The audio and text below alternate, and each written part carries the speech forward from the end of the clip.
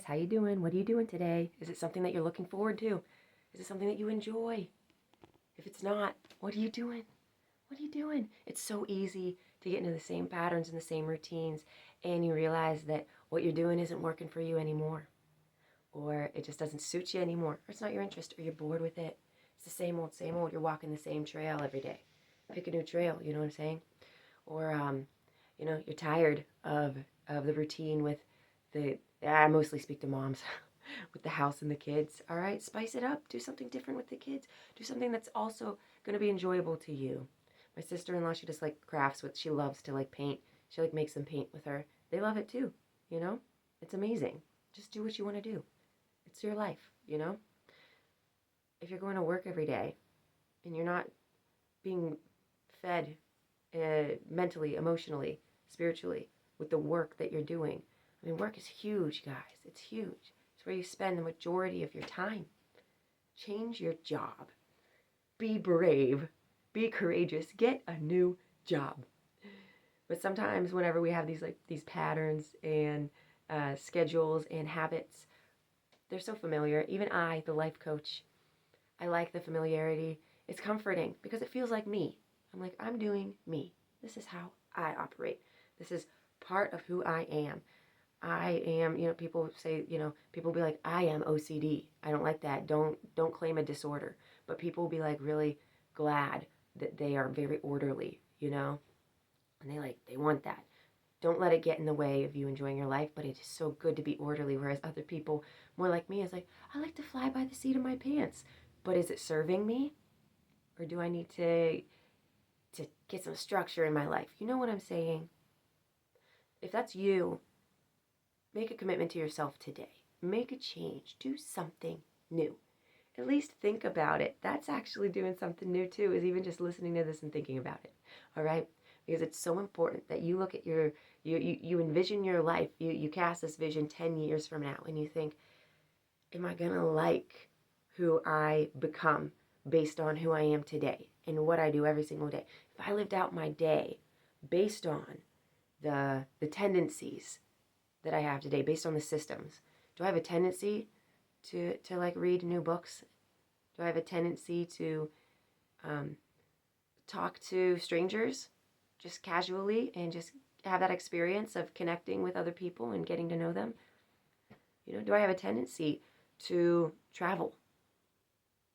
If you don't have those tendencies, but you really want that to be a part of who you are, a part of your life experiences, get planning. Okay, get planning today. Get excited. But deeper than just making those decisions, sometimes what lies underneath, we all have this foundation that lies underneath the things that we do. And it'll be a foundational belief, foundational motivations that drive us every single day. Beliefs and motivations are really what I want to focus on. And I'll do 2 different videos talking about them. I think I'll start with motivations. If you have a foundational motivation, there's like a million things that will motivate you in a day to do things. The way that you do them, what you do, how you think, what you say, but really what gets you moving and talking. What motivates you? Some people, it's a pressure, and I know that they speak of positive pressures, negative pressures, but there are a million different motivators specific to each one of us. Just for example, like just in the realm of success, motivating us to success, what could it be? It could be a personal achievement, the satisfaction of that personal achievement, or it could be the actual thing that you want to succeed in. You believe in it and you want to see that succeed. It's like a care for the mission, and so you want to see the mission completed, and that is the satisfaction. It's not really a personal thing. It's like a outside of you. You want to build that thing, all right? Then of course you have a chip on your shoulder. You want to prove somebody wrong. That can drive you to success. It could be a fear of failure. I am so scared to fail, so I must succeed. It could be a fear of disappointing somebody, or a desire to impress somebody. Or it could be that you want to build a legacy, or it could be that you want to build wealth.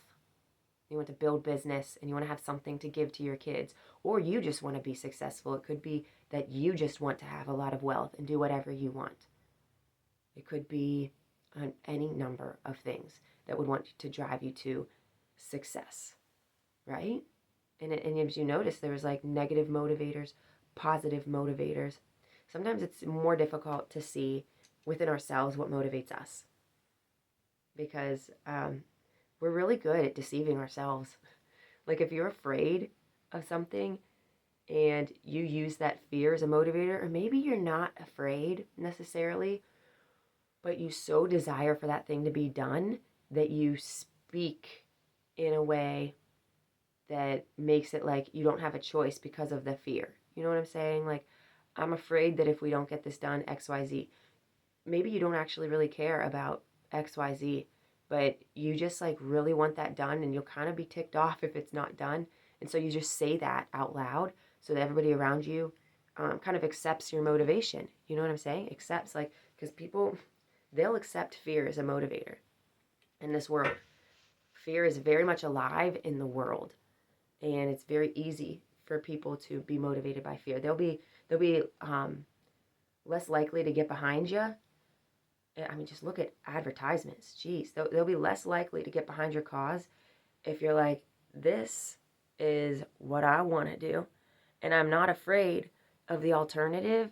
I just want the prize at the end. People are like less likely to get behind that than if you're like, listen, we gotta reach this prize at the end, because if I don't, then the alternative is this destruction. And people are like, oh my gosh, we gotta do something. You know what I'm saying? And that's a natural tendency. And I'm not saying that that being motivated to avoid destruction is bad, because it's very good. It is very good.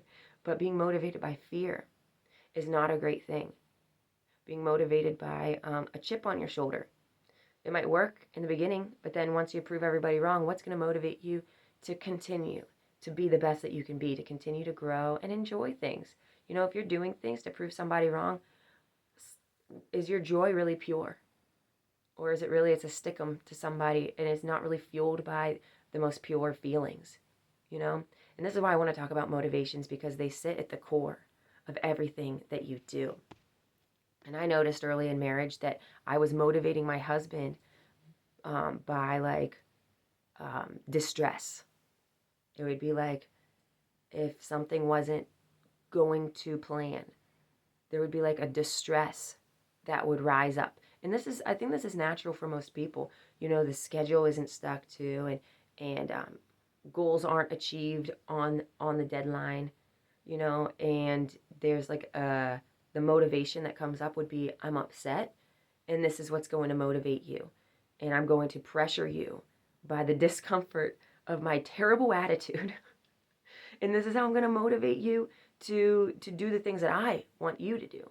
And I'm telling you, that's a terrible way to live. It's a terrible way to motivate yourself and to motivate other people. And this is why I want to talk about motivations. It is such a freeing life whenever you're motivated by excitement, anticipation, and really just the joy of the Lord.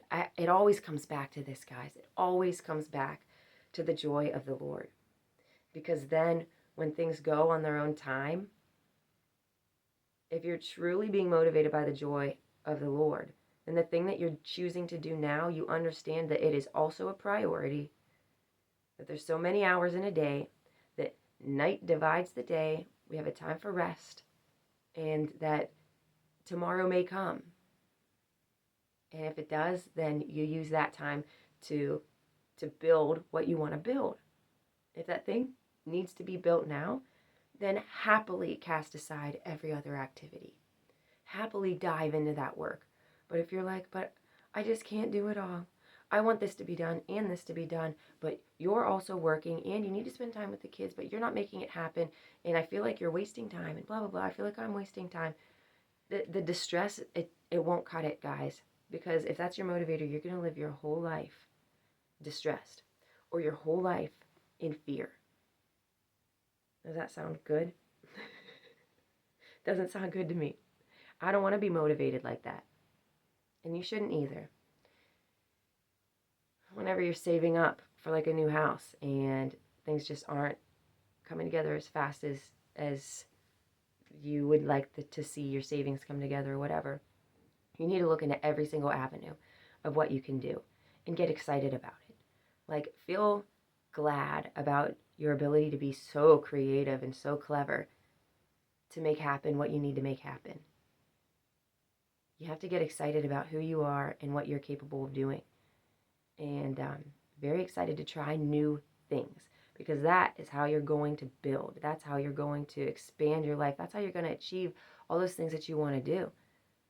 I mean, tell me that you've reached all your goals. If you have reached all your goals, everything that you've ever wanted to do, write in the comments what it is, all of the things that you wanted to do and how you did it. I would love to know. Or like, make me a video.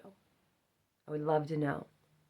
Because I haven't met anybody who has truly reached all their goals and been totally like, I'm done, you know?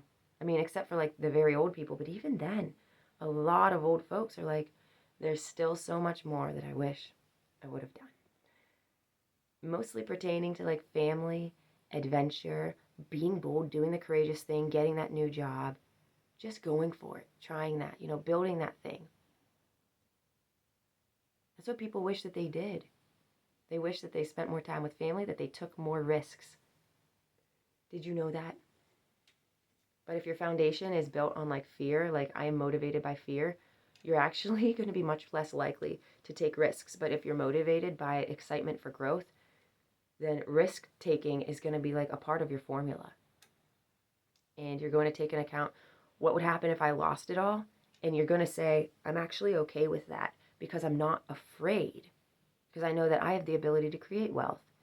Somebody said to me recently, I'm not made of money. And I'm like, you kind of are. Because you are a fully capable person, very creative, very smart mind. You create wealth with what you say and what you do, with what you create. You do it. You make that wealth. Like, you make yourself rich. You're not just getting handed a check for nothing. You're actually doing something. You're contributing. So you are making the wealth. You are the one that's made of money.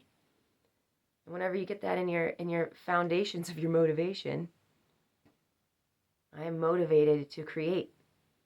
That's what motivates me. I am a creator.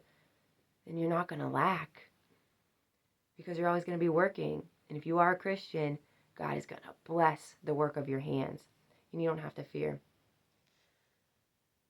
I love this topic so much because it just permeates every single decision that you make. What motivates you to get up and brush your teeth? What motivates you to eat well? What motivates you to get off your phone and play with your kids whenever you're feeling tired and a little overwhelmed? Just to sit down with them and just get immersed in like the cars that